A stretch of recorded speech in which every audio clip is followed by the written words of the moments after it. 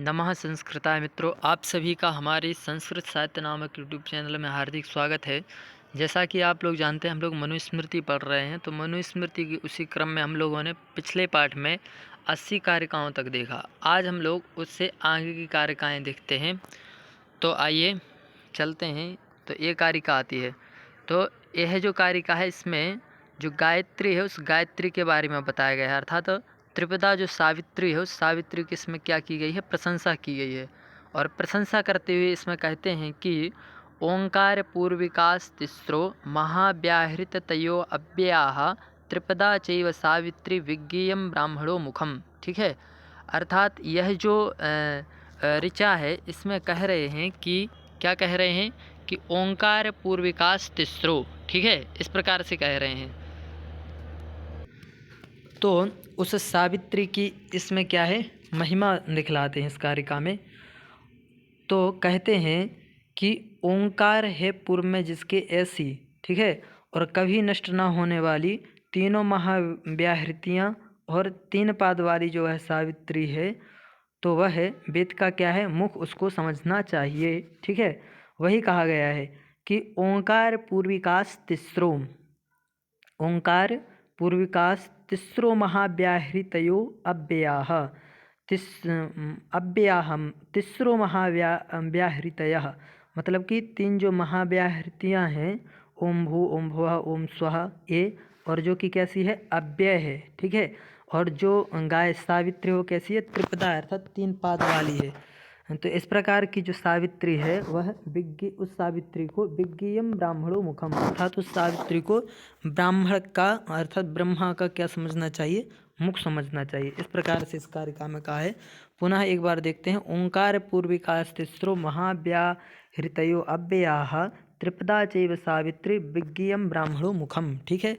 इसी के साथ अग्रिम कारिका पर चलते हैं। तो अग्रिम कारिका आती है। तो यह जो कारिका है, इस कारिका में इसके बाद ओंकार एवं व्याहृति युक्त त्रिपदा सावित्री के जप के फल का इसमें कथन किया गया है। ठीक है। जप के फल को दिखलाया गया है इस कारिका में। और कहते हैं कि यो अधीते अहन्य हन्यये तास त्रीणि वर्षाणि तंद्रितः स ब्रह्म परम अभ्येति वायुभूतः खम मूर्तिमान। ठीक है। कि इस कारिका में कह रहे हैं कि यो अर्थात कि जो व्यक्ति क्या करता है, तो अधीतः, ठीक है, मतलब इसमें कह रहे हैं कि जो अतंद्रितः अर्थात आलस्य से रहित होकर के जो व्यक्ति प्रतिदिन क्या करता है, ठीक है, प्रतिदिन 3 वर्ष पर्यंत, ठीक है, एतास त्रीणी अर्थात 3 वर्ष पर्यंत इनका ठीक है, किस किस का, तो किस किस का, तो जो ये आगे अग्रिम श्लोक में जो आया था ना कि महाव्याहृति मतलब कि प्रणव और महाव्याहृति से युक्त जो क्या है, सावित्री है, त्रिपदा जो सावित्री है, इस सावित्री का क्या करता है, तो कहते हैं कि अधीते अर्थात अध्ययन करता है। वह इस प्रकार का जो व्यक्ति है वह आकाश स्वरूप, ठीक है, मतलब कि वह जो व्यक्ति है वह सा ब्रह्म परम अभ्येति वायुभूतः ख मूर्तिमान। ठीक है। इसका मतलब क्या है कि खा मूर्तिमान वायुभूतः, ठीक है, अर्थात कि खा अर्थात आकाश, तो आकाश का मूर्तिमान स्वरूप जो वायु है, इस प्रकार का वायु हो करके, और वह जो व्यक्ति विशेष है वह परब्रह्म अभ्येति अर्थात परब्रह्म को प्राप्त कर लेता है। ठीक। वह इसमें कहा गया है कि यो अधीति अहनि अहनि एतांश मतलब इस सावित्री का जो अध्ययन करता है, यह अध्ययन करता है जो वह कब कितने दिनों तक अध्ययन करता है, तो कहते हैं त्रीणी वर्षाण्य मतलब कि 3 वर्षों तक, त्रीणी वर्षाणी अर्थात 3 वर्षों तक जो अध्ययन करता है। और अतंद्रितः अर्थात कि आलस्य से रहित होकर के जो अध्ययन करता है, इस प्रकार का जो व्यक्ति विशेष है वह खमूर्तिमान वायुभूतः सह सा पुरुष विशेषः परब्रह्म अभ्येति अर्थात परब्रह्म को क्या करता है, प्राप्त कर लेता है। ठीक है। तो एक बार पुनः इस कारिका को पढ़ेंगे कि यो अधीते हन्येतांस त्रीणि वर्षाण्यतंद्रितः स ब्रह्म परम अभ्येति वायुभूतः खमूर्तिमान। ठीक है। इसके अग्रिम कारिका पर हम लोग चलेंगे अब। तो अग्रिम कारिका आती है अब पुनः। तो इस कारिका में क्या कह रहे हैं कि पुनः सावित्री की श्रेष्ठता का इसमें प्रतिपादन करते हैं, ठीक है। और सावित्री की श्रेष्ठता का प्रतिपादन करते हुए इस कारिका में क्या कहते हैं कि एकाक्षरम परम ब्रह्म प्राणायामः परम तपः सावित्र्यास्तु परम नास्ति मौनात् सत्यम विशिष्यते, ठीक है। इस कारिका में कह रहे हैं कि एकाक्षरम परब्रह्म प्राणायामः परम तपः, कि एकाक्षरम परब्रह्म अस्ति, ठीक है। कि जो एकाक्षर है, जो ओम जो अक्षर है, या क्या परब्रह्म है। और प्राणायाम जो होता है अर्थात कि पूरक, रेचक और कुंभक इत्यादि से युक्त जो प्राणायाम होता है वह क्या होता है, परम तप होता है, ठीक। और सावित्र्यास्तु परम नास्ति, मतलब कि सावित्री जो है, ठीक है, इस सावित्री जो मंत्र है, सावित्री मंत्र से मतलब गायत्री मंत्र से परम नास्ति, कोई भी मंत्र इससे अत्यधिक नहीं है, ठीक है। अथवा सावित्री से अत्यधिक कोई भी चीज़ नहीं है। और फिर कहते हैं मौनात् सत्यम विशिष्यते, और कहते हैं कि मौन रहने से जो सत्य बोलना है वह क्या होता है, विशेष होता है, ठीक। तो मौनात् सत्यम विशिष्यते, इस प्रकार से इसमें बात कही गई है, ठीक है। तो वही कहते हैं कि एकाक्षरम परब्रह्म प्राणायामः परम तपः सावित्र्यास्तु परम नास्ति मौनात् सत्यम विशिष्यते, ठीक। अब हम लोग अग्रिम कारिका पर चलेंगे। तो अग्रिम कारिका आती है। तो यह जो कारिका है, इस कारिका में ओंकार के महत्व को बतलाते हुए मनु कहते हैं कि क्षरन्ति सर्वा वैदिक्यो ज्योति यजति क्रियाः अक्षरम अक्षरम गेयम ब्रह्म चैव प्रजापति, ठीक है। तो यह जो कारिका है, इस कारिका में कह रहे हैं कि क्षरन्ति सर्वा वैदिक्यो जुहोति यजति क्रियाः, ठीक है। कि सर्वाः जुहोति यजति वैदिक्याः क्रियाः क्षरन्ति, अर्थात सभी प्रकार की जो होम यज्ञ और जितनी भी प्रकार की वैदिक क्रियाएं हैं सारी की सारी क्या हो जाती हैं, क्षरन्ति अर्थात क्षीण हो जाती हैं, ठीक है। और कहते हैं क्षीण क्या नहीं होता है, तो कहते हैं अक्षरम अक्षरम गेयम ब्रह्म चैव प्रजापति ही, मतलब कह रहे हैं कि जो अक्षर है, कौन सा अक्षर है, ओंकार, ओम रूपी जो अक्षर है, इसके लिए क्या समझना चाहिए, तो अक्षरम अक्षरम गेयम और अक्षरम अक्षरम गेयम च एव प्रजापति ब्रह्म अस्ति, वही क्या है, प्रजापति अर्थात प्रजाओं का पति, वही क्या है, ब्रह्म है, अर्थात वही अक्षर ही क्या है, जो कि अक्षर जो अक्षर है अर्थात क्षरण न होने वाला, नष्ट न होने वाला, क्षीण न होने वाला जो ओम रूपी अक्षर है, यह क्या है, तो प्रजाओं का पति ब्रह्म का स्वरूप है, ठीक है। तो उस ओम को ब्रह्म स्वरूप बताया गया इस कारिका में। पुनः कहते हैं क्षरन्ति सर्वा वैदिक्यो जुहोति यजति क्रियाः अक्षरम अक्षरम गेयम ब्रह्म चैव प्रजापति ही, ठीक है। अब हम लोग अग्रिम कारिका पर चलेंगे। तो अग्रिम कारिका आती है ए। तो इसका वर्ण विषय क्या है, तो इसमें जप के प्रकार एवं क्रमशः उनकी महिमा का उल्लेख करते हैं, ठीक। जप के कौन कौन से प्रकार होते हैं और उनकी महिमा क्या है, ये इस कारिका में दिखलाते हैं। और कहते हैं इसमें कि विधि यज्ञात जप यज्ञो विशिष्टो दशभिर्गुणैः उपांशु स्वच्छतगुणः सहस्रो मानसः स्मृतः, ठीक है। अर्थात यह जो कारिका है, इस कारिका में यज्ञ के बारे में बतलाया गया है, इस कारिका में यज्ञ के बारे में बतलाया गया है। और इसमें देखो पहले इसका भाव समझ लो कि इसमें कहना क्या चाह रहे हैं। इसमें कह रहे हैं, देखो सबसे पहले होता क्या है कि यज्ञ जो है वो दो प्रकार के होते हैं, एक विधि यज्ञ होता है और एक क्या होता है, जप यज्ञ होता है। विधि यज्ञ और जप यज्ञ, तो यज्ञ कितने प्रकार के हो गए, दो प्रकार के, एक विधि यज्ञ और एक जप यज्ञ। और फिर कहते हैं अज्ञात अर्थ का ज्ञापक वेद का भाग विधि यज्ञ कहलाता है, ठीक। अज्ञात अर्थ का ज्ञापक जो वेद का जो भाग होता है वह क्या कहलाता है, विधि कहलाता है, ठीक। तथा इसी विधि के द्वारा किया जाने वाला जो यज्ञ होता है उस यज्ञ को क्या कहते हैं, विधि यज्ञ कहते हैं, ठीक है।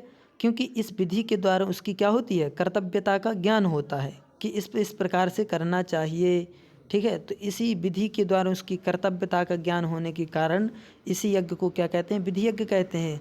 इसलिए जो ज्योतिष टोम आदि जो यज्ञ होते हैं उनको क्या कहेंगे हम लोग, विधि यज्ञ कहेंगे, ठीक है। और फिर अब कहते हैं कि इसके विपरीत ओंकार आदि का जप करना भी, ठीक, इसके विपरीत ओंकार आदि का जप करना भी जो है ये सब क्या होता है, तो ये सारा का सारा यज्ञ की कोटि में आता है, ठीक है। तथा यज्ञ जो होता है वह जप यज्ञ 3 प्रकार का होता है। ठीक, मतलब कि विधि यज्ञ के विपरीत जो यज्ञ होता है वह आता है किसमें, जप यज्ञ की कोटि में। और जप यज्ञ जो होता है वह 3 प्रकार का होता है। प्रथम वाचित जप, जिसमें मंत्र का स्पष्ट उच्चारण किया जाता है, वह वाचित जप यज्ञ हो गया। द्वितीय जो होता है वह उपांशु जप यज्ञ होता है। ठीक, उसमें मुख की जिह्वा आदि अवयव गति करते हैं। ठीक, किंतु उनमें जो है ध्वनि नहीं होती है, ध्वनि निस्सरण उससे नहीं होती है। ठीक है। फिर जो तृतीय जो होता है वह होता है मानस जप। इसमें केवल मन में जाप किया जाता है, मुख्य अवयवों में गति नहीं होती है। ठीक, तो इससे ज्योतिष्टोम आदि विधि यज्ञ की अपेक्षा वाचिक यज्ञ जो होता है वह 10 गुना अधिक फल प्रदान करने वाला, तथा इसकी अपेक्षा उपांशु जप जो होता है वह 100 गुना अधिक फल देने वाला होता है। और इसके विपरीत मानस जप जो होता है वह 1000 गुना अधिक फलदायी होता है। इसके लिए ही इस कारिका में क्या बताया गया है। ठीक है, तो अब समझते हैं।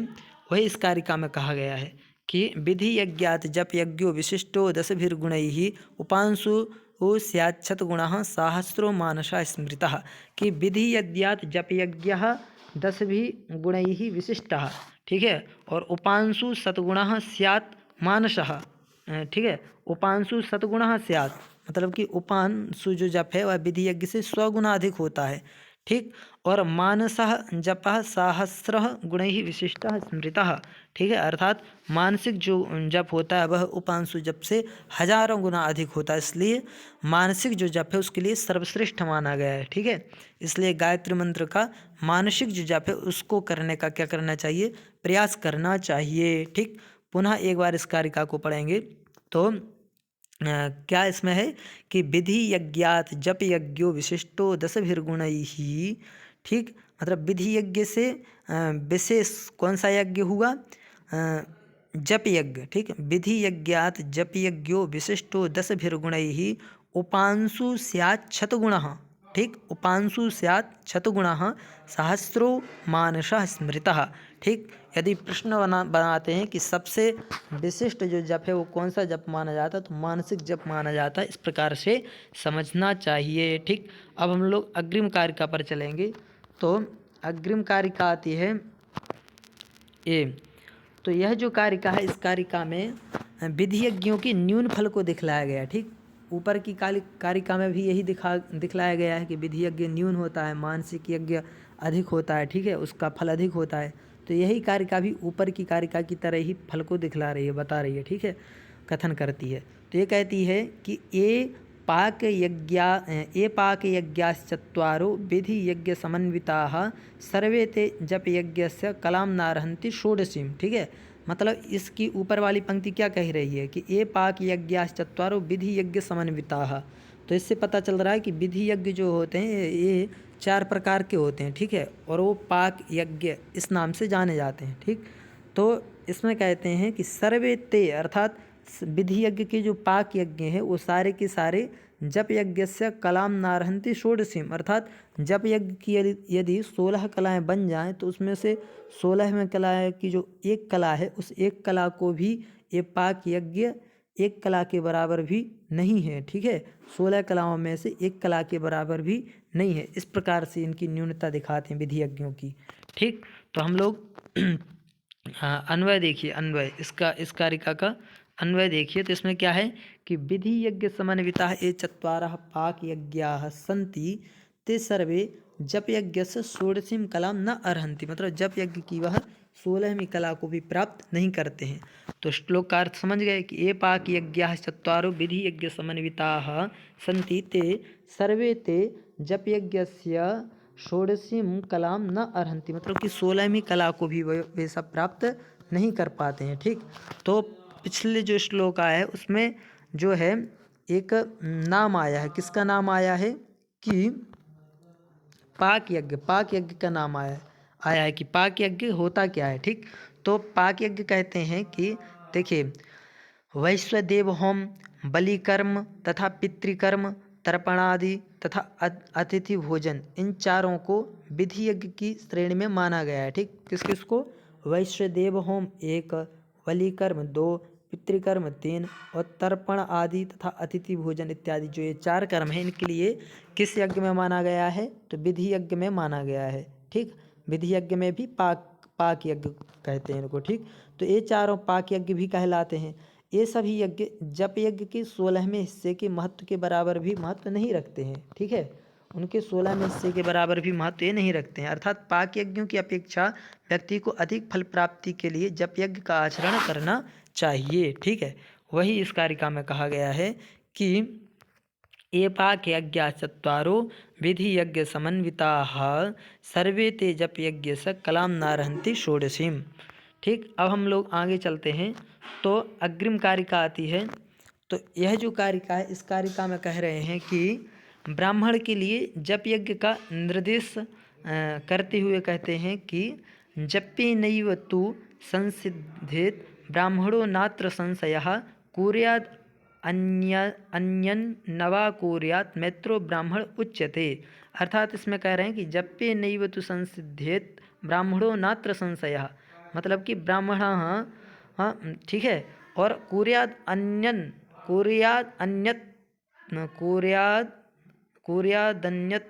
नवा कुर्यात्, मतलब कि अन्यत्र जो ब्राह्मण है वह कुछ करे या कुछ ना करे, केवल वह जप्ये नैव तु संसिद्धित ब्राह्मणो नात्र संशय, अर्थात ब्राह्मण अन्य कुछ करे या ना करे, वह जो ब्राह्मण है वह तो जप मात्र से ही सिद्धि को क्या कर लेता है? प्राप्त कर लेता है। ठीक है, कुर्याद अन्यत्र नवा कुर्यात् जप्ये नैव तु संसिद्धित ब्राह्मणो नात्र संशय। ठीक है, और फिर कहते हैं मैत्रो ब्राह्मण उच्यते। ठीक है, मतलब इस प्रकार से होने के कारण मैत्रः ब्राह्मण उच्यते, मतलब कि इसलिए ब्राह्मण को क्या कहलाता है? ब्राह्मण मैत्र कहलाता है। ठीक है, इसी कारण से ब्राह्मण मैत्र कहलाता है। ठीक, क्यों कहलाता है ब्राह्मण मैत्र? तो जप्ये नैव तु संसिद्धित ब्राह्मणो नात्र संशया कुर्यात् अन्यत्र नवा कुर्यात् मैत्रो, इसी कारण से ब्राह्मण मैत्रो ब्राह्मण उच्यते। ठीक है, तो एक कारिका लगभग स्पष्ट होगी। पुनः एक बार इस कारिका को पढ़ लेते हैं कि जप्ये नैव तु संसिद्धेत ब्राह्मणो नात्र संशयः कुर्यादन्यत्र नवा कुर्यात् मैत्रो ब्राह्मण उच्यते। ठीक, स्पष्ट होगी। अब हम लोग अग्रिम कारिका पर चलते हैं। तो अग्रिम कारिका आती है, तो इस कारिका में क्या कह रहे हैं कि इस कारिका में कह रहे हैं कि तत्पश्चात संयम के साथ रहने के लिए उदाहरण पूर्वक इंद्रियों को नियंत्रित करने का निर्देश करते हैं। ठीक, इस कारिका में क्या कर रहे हैं? इंद्रियों को नियंत्रित करने का निर्देश।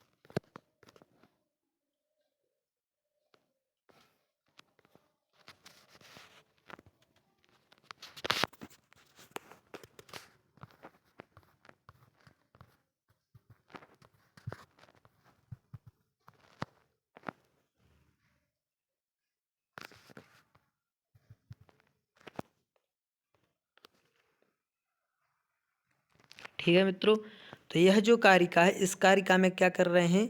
इंद्रियों को नियंत्रित करने का निर्देश कर रहे हैं। और कहते हैं इस कारिका में कि इंद्रियाणां विचरतां विषयेषु अपहारिषु संयमे यत्नमातिष्ठेत् विद्वान् नियंतेव वाजिनाम। ठीक है, कि इस कारिका में कह रहे हैं कि विद्वान वाजिनाम यंता इव।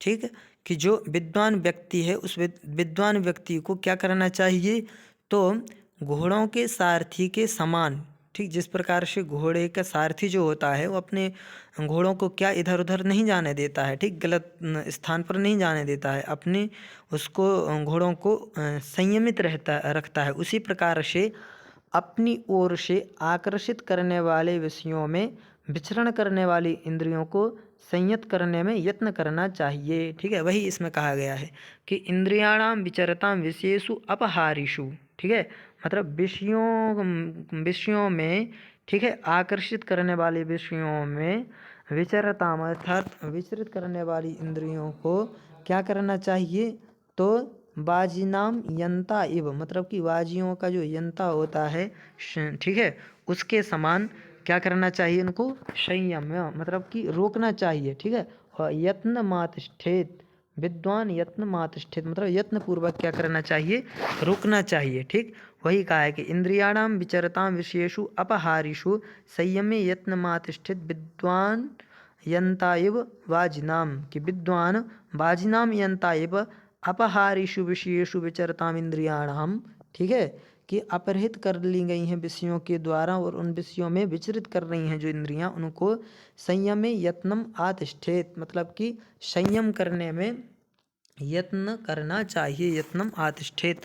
पुनः एक बार इस कारिका को देखेंगे हम लोग, तो इंद्रियाणाम विचरताम विषयेषु अपहारिषु संयमे यत्नमातिष्ठेत विद्वान यंता इव वाजिनाम। ठीक है, अब अग्रिम कारिका पर चलते हैं।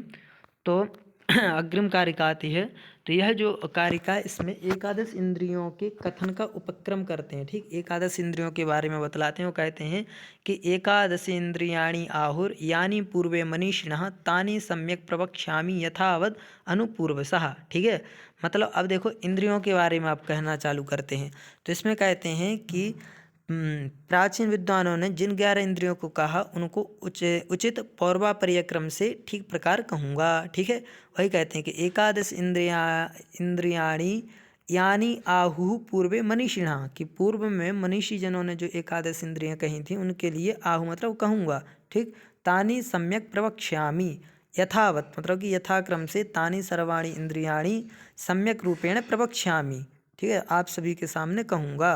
ठीक है, अनुपूर्वशः मतलब कि यथावत अनुपूर्वशः, अर्थात उनको उचित पौर्वापर्य क्रम के अनुसार मैं आप लोगों को कहूँगा, इसका तात्पर्य है।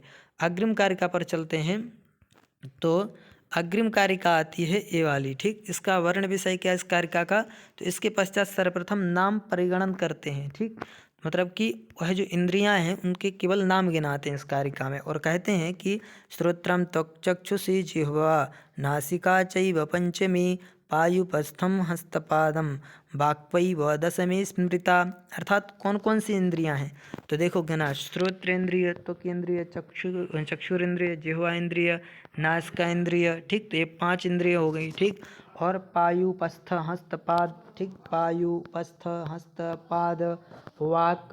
ठीक है, तो पायुपस्थ हस्तपाद और वाक, ये इस प्रकार से इन 5 इंद्रियों को मिलाकर के 10 इंद्रियां हो जाती हैं। ठीक है, तो इन 10 इंद्रियों को गिनाया, नाम परिगणन किया है मात्र।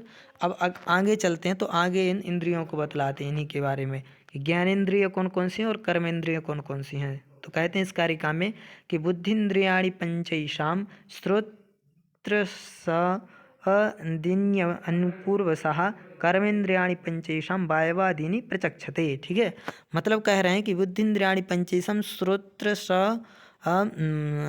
दिन्यनुपूर्वशः, श्रोत्रसादीनि अनुपूर्वशः, मतलब कि येषां श्रोत्रादीनि अनुपूर्वशः, मतलब कि श्रोत्रेंद्रिय से लेकर के यथाक्रम से जो 5 इंद्रियां होती हैं उनको क्या कहते हैं, तो बुद्धि इंद्रिय कहते हैं। ठीक, और फिर आगे कहते हैं कि तथा कर्मेंद्रियाणि पंचैषां वायवादीनि प्रचक्षते, कि येषां पायु आदीनि, ठीक है, येषां पायु आदीनि पंच कर्मेंद्रियाणि प्रचक्षते। ठीक, कि येषां पायवादीनि पंच कर्मेंद्रियाणि प्रचक्षते, कि पायु पस्थ इत्यादि जो 5 इंद्रियां होती हैं इनके लिए क्या कहते हैं, कर्मेंद्रिय कहते हैं। तो वही गिनाए कि कर्म इंद्रिय कौन कौन सी होती हैं और बुद्धि इंद्रिय कौन कौन सी होती हैं। अब अग्रिम कारिका पर चलते हैं। तो अग्रिम कारिका आती है और इस कारिका में कहते हैं अब कि तत्पश्चात 11वीं जो इंद्रिय होती है मन, जिसको लोग मानते हैं 11वीं इंद्रिय मन को मानते हैं, इसके बारे में कथन करते हैं। ठीक है, और कहते हैं कि एकादशम मनोगेयम स्वगुणेन उभयात्मकम यस्मिन् जिते जिता अवेतौ भवतः पंचकौ गणौ। ठीक है, मतलब कह रहे हैं कि एकादशम मनोगेयम, एकादश इंद्रिय किसको समझना चाहिए, तो इस कारिका में कहते हैं कि मन को समझना चाहिए। जिससे क्या होता है, जो कि स्वगुणेन उभयात्मकम, कि भाई मन कौन सी इंद्रिय है, तो कहते हैं मन दोनों में आता है, कर्मेंद्रिय में भी आता है और ज्ञानेंद्रिय में भी आता है, क्योंकि कर्मेंद्रियां और ज्ञानेंद्रियां उसी मन के द्वारा संचालित होती हैं। ठीक है, इसलिए मन जो है वह दोनों इंद्रियों की कोटि में आता है। ठीक, और फिर कहते हैं कि यस्मिन् जिते जिता ये तौ, वो यस्मिन् जिते ये तौ पंचकौ गणौ जिता भवतः। ठीक है, कि जिस मन को जीत लेने पर यह जो पंच क्या है, गण हैं, पंचकौ गणौ द्विवचन किया है, मतलब कि 5 के जो गण हैं, 2 गण हैं ना, पंच ज्ञानेंद्रियां पंच कर्मेंद्रियां, तो इन इंद्रियों के लिए क्या कर लिया जाता है कि यस्मिन् जिते जिता, मतलब जिसके जीत लेने पर इनको अपने आप ही जीत लिया जाता है। ठीक, इस प्रकार का मन होता है। यदि मन को जीत लिया तो उन इंद्रियों को अपने आप ही जीत लिया जाएगा। तो पुनः इस कारिका को हम लोग पढ़ेंगे। इसमें क्या है कि एकादशम मनोगेयम सुगुणेन उभयात्मकम यस्मिन् जिते जिता वेतौ भवतः पंचकौ गणौ। ठीक, इस प्रकार से इसमें कहा गया। अब हम लोग अग्रिम कारिका पर चलेंगे। तो अग्रिम कारिका आती है ए। तो इसमें पुनः जितेंद्रियत्व की प्रशंसा करते हैं। ठीक है, जिसने इंद्रियों को जीत लिया उसकी प्रशंसा करते हुए कहते हैं कि इंद्रियाणाम प्रसंगेन दोषम मृच्छति असंशयम संनियम्य तु तान्येव ततः सिद्धिम नियच्छति। ठीक है, मतलब इसमें कह रहे हैं कि इंद्रियाणाम प्रसंगेन दोषम मृच्छति असंशयम। ठीक, कि इंद्रियाणाम प्रसंगेन असंशयम दोषम मृच्छति, मतलब कि इंद्रियों के प्रसंग अर्थात विषय में, कि इंद्रियों के विषयों के असंशयम दोषम मृच्छति, कि इंद्रियों के विषयों के सानिध्य से व्यक्ति को निसंदेह ही दोष को प्राप्त करता है। ठीक है, कि इंद्रियाणाम प्रसंगेन दोषम मृच्छति असंशयम, इसमें कोई संशय नहीं है। यदि इंद्रियों का संग करोगे, इंद्रियों में आसक्त होगे, तो दोषम मृच्छति अर्थात दोष को प्राप्त होगे। और संनियम तो तानि एव अर्थात इंद्रियाणाम एव, अर्थात इंद्रियों को यदि नियमित कर ले, तो संनियमित कर ले तो यदि, तो ततः सिद्धिम नियच्छति, अर्थात कि सिद्धि को क्या करोगे, मतलब कि वही जो है सिद्धि को प्राप्त करता है। अर्थात जो व्यक्ति इनको क्या कर लेता है, संनियम कर लेता है, अर्थात नियमित कर लेता है, वह क्या होता है, तो सिद्धि को प्राप्त करता है। ठीक है, पुनः एक बार इस कारिका को पढ़ेंगे। तो इसमें क्या कहा गया है कि इंद्रियाणाम प्रसंगेन दोषम मृच्छति असंशयम संनियम्य तु तान्येव ततः सिद्धिम नियच्छति। ठीक, अब हम लोग अग्रिम कारिका पर चलेंगे। तो अग्रिम कारिका आती है कि उसके बाद अग्रिम कारिका पर चलते हैं। तो इसमें कहते हैं, इसका वर्ण विषय क्या है, तो इसमें कहते हैं कि विषयोपभोग से इंद्रिय नियंत्रण में बाधक हैं, इसका प्रतिपादन करते हैं।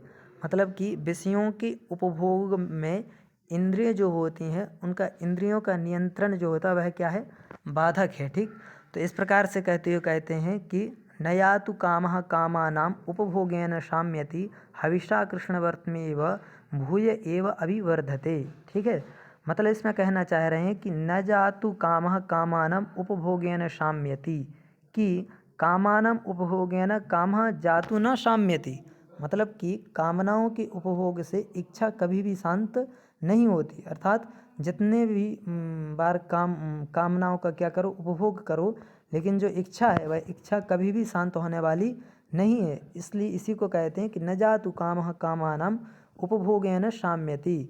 और फिर इसलिए कहते हैं कि हविषा कृष्ण वर्तमेव भूय एव अभिवर्धते, मतलब कि एक दृष्टांत देते हुए कहते हैं कि हविषा कृष्ण वर्तवेव, कि हविषा कृष्ण वर्तमा एव, कि जिस प्रकार से हवि के द्वारा अग्नि के समान, जिस प्रकार से अग्नि में हवि को डालो तो अग्नि और बढ़ती है, उसी प्रकार से यह जो है हविषा कृष्णवर्त्म के समान भूय एव अभिवर्धते, मतलब कि अत्यधिक बढ़ती ही जाती है, इस प्रकार से इसमें कहते हैं। पुनः एक बार इस श्लोक को पढ़ेंगे और इस श्लोक को पुनः एक बार पढ़ते हैं। तो क्या कहा गया है इसमें कि न जातु कामः कामानम उपभोगेन शाम्यति हविषा कृष्णवर्त्मेव भूय एव अभिवर्धते, मतलब यदि सोचो कि इसका यदि उपभोग कर लिया जाए तो यह शांत हो जाएगी, इस प्रकार की बात नहीं है। जितना उपभोग करोगे उतने ही इसकी कामना बढ़ती जाएगी, इस प्रकार से इसको समझना चाहिए। ठीक है, अब अग्रिम कारिका पर चलते हैं। तो इसमें कहते हैं कि अतः विषय उपभोग की अपेक्षा विषयों का त्याग जो है वह त्याग करना ही क्या होता है, प्रशस्य होता है, अर्थात प्रशंसनीय होता है। तो इस कारिका में दो प्रकार के व्यक्तियों की स्थिति दिखलाती हो। कहते हैं कि जो इन सभी कामनाओं को प्राप्त करता है और जो इन सब का केवल परित्याग करता है, इस प्रकार के दो व्यक्ति हैं। ठीक, तो इनमें से सभी कामनाओं को प्राप्त करने की अपेक्षा जो इनका परित्याग करता है वह क्या है, विशिष्ट है, अर्थात प्रशंसनीय है।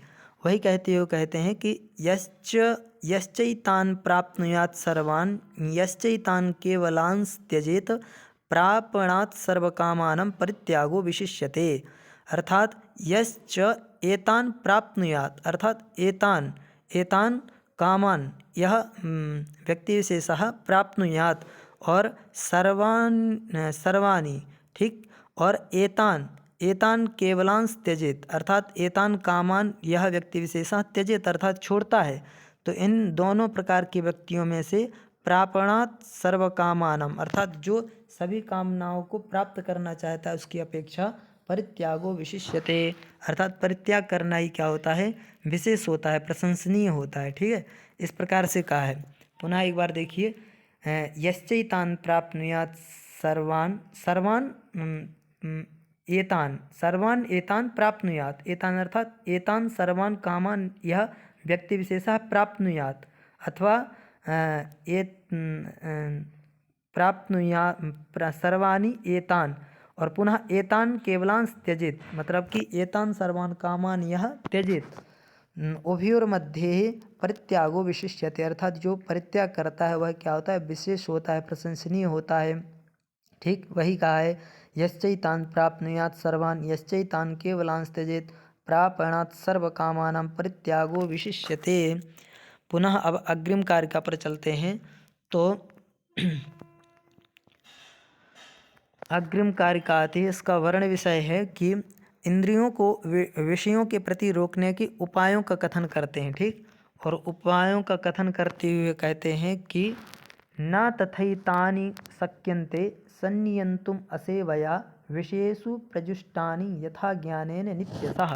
ठीक है, मतलब इसमें कह रहे हैं कि न तथैतानि शक्यन्ते संनियन्तुम् असेवया विषयेषु प्रजुष्टानि यथा ज्ञानेन नित्यतः, कि विषयेषु प्रजुष्टानि एतानि असेवया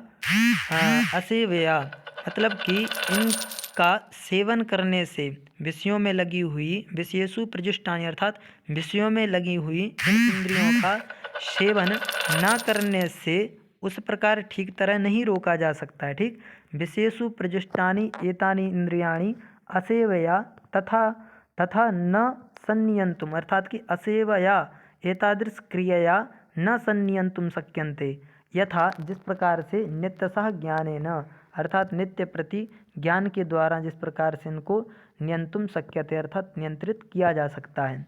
ठीक, वही इस कारिका में कहा है कि न तीर्थानि शक्यन्ते संनियंतुम असेवया विषयेषु प्रजुष्टानि एतानि इंद्रियाणि यथा ज्ञानेन नित्यसा, नित्य प्रति ज्ञान के द्वारा जिस प्रकार से इनको संयमित किया जा सकता है उस प्रकार से इनको असेवया, अर्थात कि इनको सेवन न करते हुए इनको रोका नहीं जा सकता है। ठीक, इस प्रकार का इसका भाव है। अग्रिम कारिका पर चलते हैं। तो अग्रिम कारिका आती है इसके बाद तो यह जो कारिका है, इस कारिका में कह रहे हैं कि पुनः दुष्ट स्वभाव वाले व्यक्ति की वेदाध्ययन आदि की निरर्थता को इसमें दिखलाते हैं। ठीक है, और कहते हैं कि वेदास्त्यागश्च यज्ञाश्च नियमाश्च तपांसि च न विप्रदुष्ट भावस्य न विप्रदुष्ट स्वभावस्य होना चाहिए, न विप्रदुष्ट स्वभावस्य सिद्धिं गच्छन्ति करहिचित्। ठीक, मतलब इसमें दिखला रहे हैं कि वेदांश त्यागाश्च यज्ञाश्च नियमाश्च तवांसि च कि विप्र दुष्ट स्वभावस्य वेदः त्यागा च यज्ञः च नियमः च तपांसि च करहिचित् सिद्धिं न गच्छन्ति। कि विप्र जो होता है वह दुष्ट स्वभाव वाला जो विप्र होता है वह वेदाः त्यागाः च यज्ञः च नियमा च तपांसि च, मतलब उसमें क्या हो, वेद मतलब वेद को भी उसने पढ़ा हो, ठीक है, त्याग भी उसमें हो, यज्ञ भी उसने किया हो, नियम से भी रहता हो, तप से भी रहता हो, लेकिन वह सिद्धि को कभी भी प्राप्त नहीं हो सकता है, ठीक है, क्योंकि दूषित अभिप्राय वाले जो ब्राह्मण होते हैं, ठीक, वही कहा है कि वेदास त्यागाश्च यज्ञाश्च नियमाश्च तपांसि च न विप्र दुष्ट स्वभाव से सिद्धिं गच्छन्ति करहिचित्, मतलब कि वह सभी प्रकार की कर्म करते हुए भी सिद्धि को प्राप्त नहीं होता है, इस प्रकार का इसका भाव है।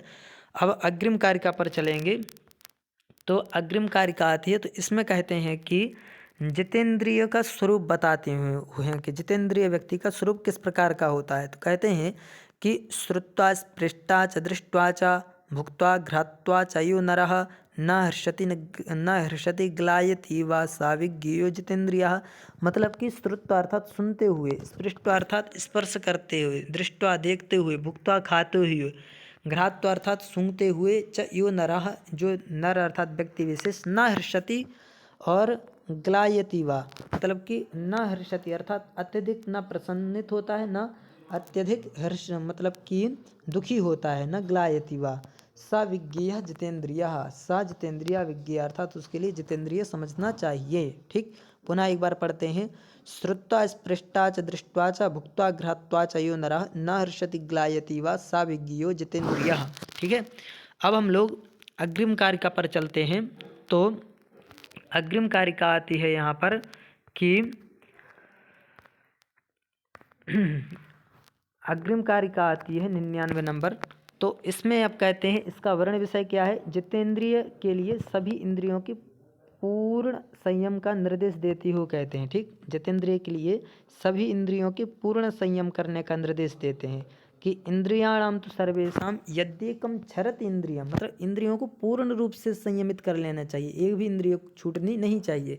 वही कहते हैं कि इंद्रियाणाम तो सर्वेषाम यद्येकम छरति इंद्रियम तेनास्य छरति प्रज्ञा धृतेः पात्रात् इव उदकम, ठीक। इंद्रियाणाम तो सर्वेषाम यद्येकम छरति इंद्रियम, कि इंद्रियाणाम तो सर्वेषाम मतलब कि सर्वेषाम इंद्रियाणाम यदि एकम इंद्रियम छरति, कि सभी इंद्रियों में से यदि एक भी इंद्रिय क्या होती है, छरति अर्थात अपने विषयों की ओर भागती है, प्रवाहित होती है, तो क्या होता है कि तेन अस्य छरति प्रज्ञा, उसकी प्रज्ञा भी क्या होती है, छरति अर्थात उसकी बुद्धि भी क्या होती है, नष्ट होने लगती है। किस प्रकार से, तो कहते हैं धृतेः पात्रात् एव उदकम, मतलब धृति एक पात्र विशेष का नाम होता है जो कि चमड़े का बनाया हुआ होता है।